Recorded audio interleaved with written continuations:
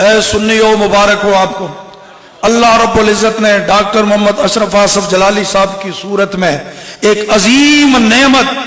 ہمیں عطا فرمائی ہے، جتنا شکر ادا کریں کم ہے۔ میں یہ بات شاید نہ کہوں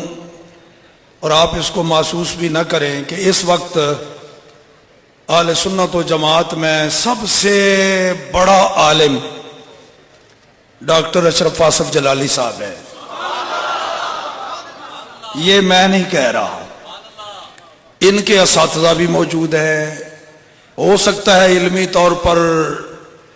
ان سے بھی کوئی بڑا موجود ہو،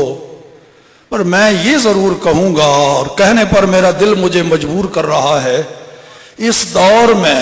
اہل سنت و جماعت کی نمائندگی کا جو حق انہوں نے ادا کر دیا ہے وہ شاید اور کسی نے نہ ادا کیا ہو۔ کام کے حوالے سے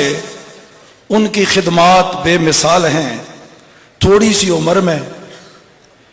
اس قدر محنت، اتنی جد و جہد، ملک بھر میں بیرون ملک آپ کے خطابات اور خطبات کی صورت میں، آپ کی تصانیف اور رسائل کی صورت میں